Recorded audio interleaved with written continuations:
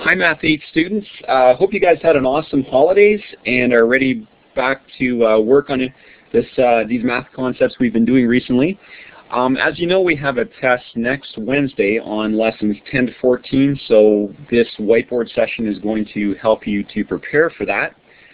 So we'll get things kicked off here with a little cartoon. We're talking about operations with fractions, and if you look at the cartoon there, you kind of get the gist of where it's going. So I wrote, oh no, oh not that kind of operation. So anyways, let's get into this operations with fractions stuff here. And so first of all, we're going to talk about more of the basics of multiplication of fractions and division of fractions before we get into operations with fractions. And so let's talk about multiplication with fractions then. So the rule for multiplying fractions is fairly basic. We multiply numerator times numerator, or top times top, and denominator times denominator, or bottom times bottom.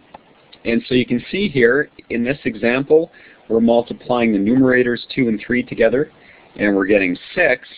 And then in the next step, we're multiplying the denominators together, 5 and 4, and we're getting 20. So we get 6/20ths as our answer, but then we want to reduce the fraction if possible. Actually, I wrote if necessary. If the question doesn't say to reduce, you don't have to, but if it says to write it in lowest terms, then we do. So we divide 2 into both top and bottom here, and that's our lowest terms, 3/10. So let's go on to the next page. Okay, so let's try a few more of these. So here we have 4/5 multiplied by 3/4, and so you can see the multiplication of 4 times 3 on the top, 5 times 4 on the bottom. We get 12 over 20, and so since we can divide 4 into both 12 and 20, we get 3/5. If you didn't know that 4 was the number that divided into both, you could try dividing 2 into both. You would get 6/10, and then you could divide 2 into both again, and you get 3/5 as your answer in lowest terms. All right, so let's look at question 2 then. Again, we're doing the same thing. We're multiplying the 5 times 2 here, the 10 times 6. We get 10 over 60. And again, we could be, dividing other numbers into 10 and 60 rather than seeing that 10 was the largest number that divided into each and getting 1/6 right off the bat. We could be dividing 2 into each and then continuing to divide until eventually we get 1/6 as the answer in lowest terms. We could even be dividing 5 into both. But eventually we're going to get 1/6 as our answer in lowest terms. Okay, so sometimes rather than multiplying 2 regular fractions together, one of the fractions is a mixed fraction. So if we're multiplying 2 mixed fractions, or at least 2 fractions together that have one of the numbers being a mixed fraction, we have one extra step that we have to do before we can multiply. So let's see what that is. The extra step is to change the 1 1/5, which is the mixed number, into an improper fraction. So remember, an improper fraction is a fraction like 6/5, which has a numerator that's larger than the denominator. And so remember, the way we get 6/5 out of 1 1/5 is we multiply the 1 times 5 to get 5. We add the 1 on top, and that gives us 6. And so we have 6/5. So now we can multiply the 6/5 by the 1/4 that we had.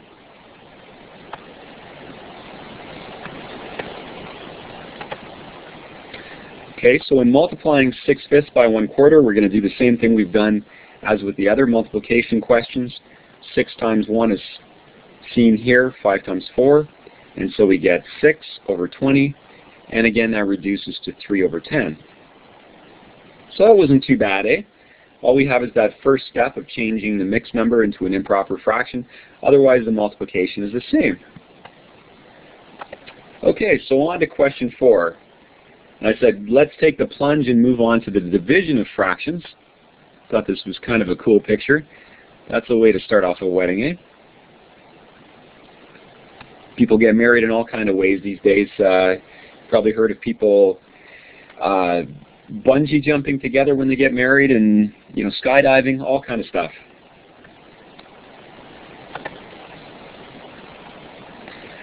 All right, so when we divide fractions, remember there's a key phrase that's really important when you divide fractions.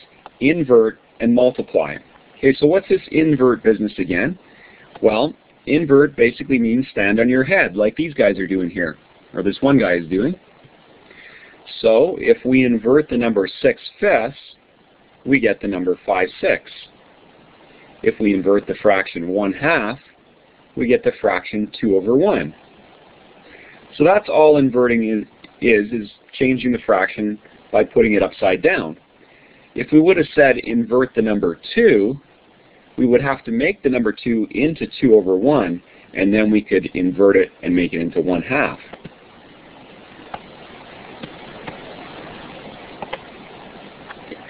Okay, so let's look at an example of dividing fractions.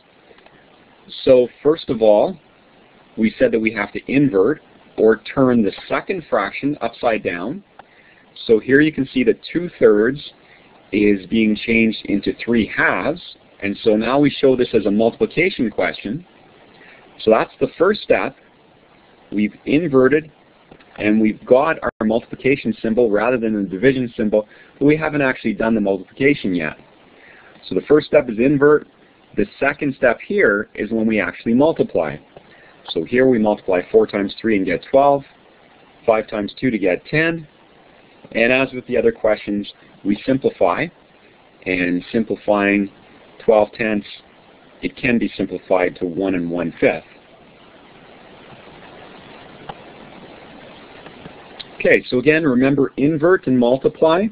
Whenever you're dividing fractions, remember you're inverting the second fraction or turning it upside down, and then multiplying those two fractions together. So if we look up at the steps in the green up above, we can see that 2/3 was changed into 3/2, and then we multiply these two fractions together.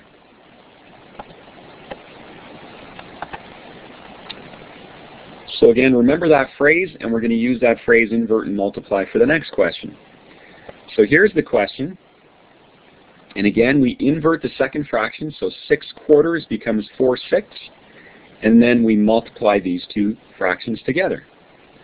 As we multiply them together, we see 6 times 4 becomes 24, 3 times 6 becomes 18, and then we're going to reduce this by dividing 6 into both 24 and 18, and we get 4/3.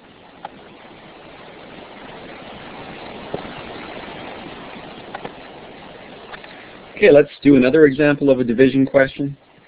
So again, we're going to invert the second fraction. 2/4 becomes 4/2. Now we're going to multiply these two fractions together in step B. 8 times 4 becomes 32. 12 times 2 becomes 24. We can divide 8 into both top and bottom, and we get 4/3. Okay, how about this question? It's a division question, but we've got a mixed number. Actually, we've got two mixed numbers. So I've just got a few questions for you in terms of thinking how we're going to solve this question. So what's the math phrase we need to remember for this one to help us remember how to do it? Well, since we're dividing fractions, ultimately we're going to invert and multiply. But then what do we need to do first in order to do that? Well, as we saw with an earlier question, we're going to change any mixed number into an improper fraction, and then we can do the division.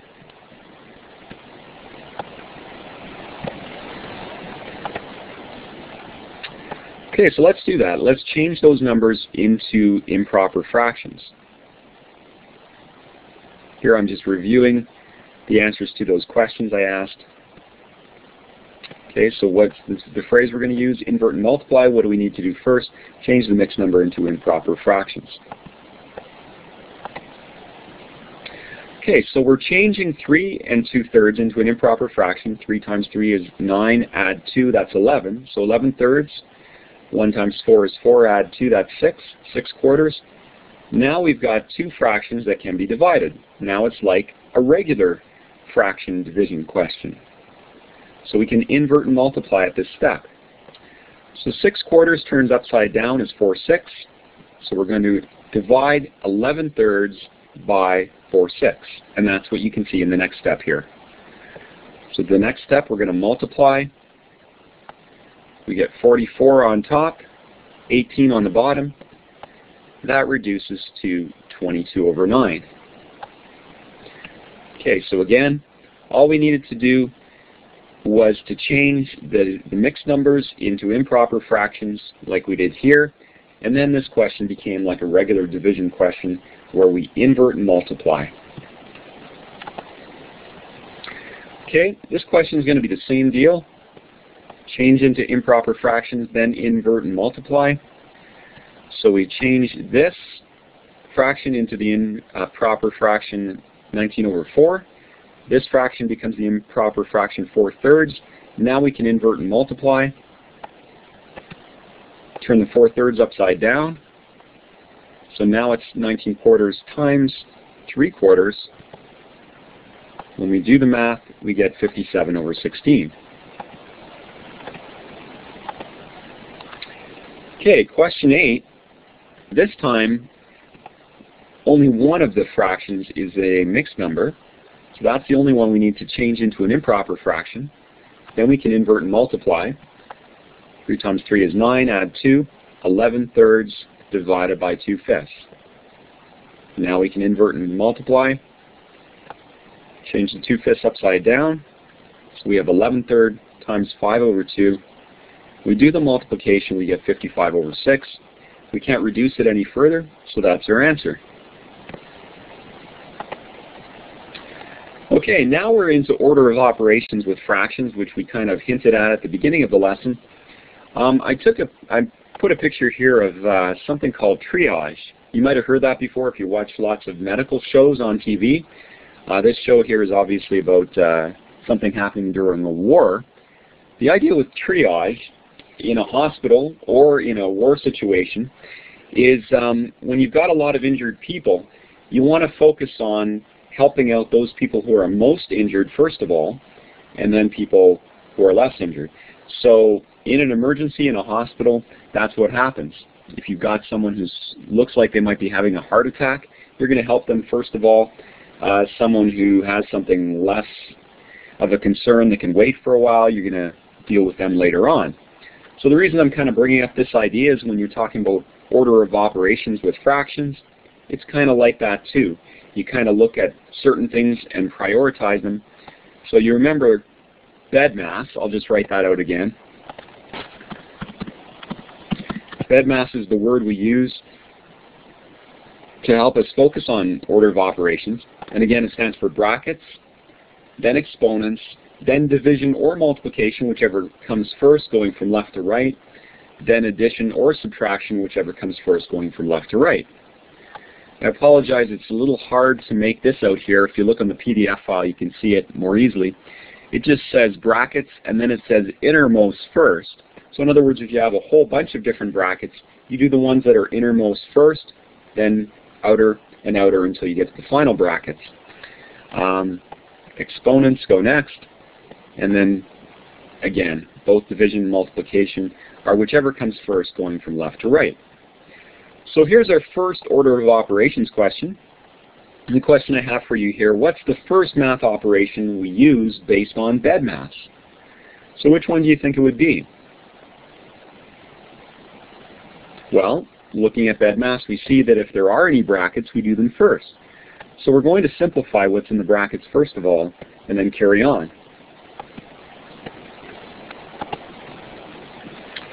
So when we're simplifying 1 minus 2/3, we have to make 1 into 3/3. That then becomes 3/3 minus 2/3. When we do the subtraction, 3 minus 2 is 1, so we have 1/3. So now you can see what we have in brackets, and now we go on and solve the rest of the question. Okay, so moving on from brackets in bed mass, we don't have any exponents. Now we go for division or multiplication. We only have multiplication left in this question, so we're going to do the first multiplication. 1/3 times 3 over 6 becomes 3 over 18. And now we do the last multiplication. We need to change this 3 into 3 over 1 so that we have two fractions that we can multiply. That's what we do next. 3 times 3 is 9. 18 times 1 is 18. We have 9 over 18. We simplify it. It becomes 1/2.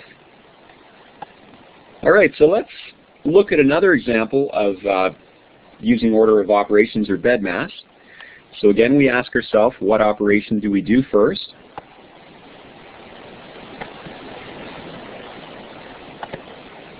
And you can see that again we have brackets, but in this situation it's a little more complicated than the last one. The last one we could change 1 into 3/3 and then do the subtraction.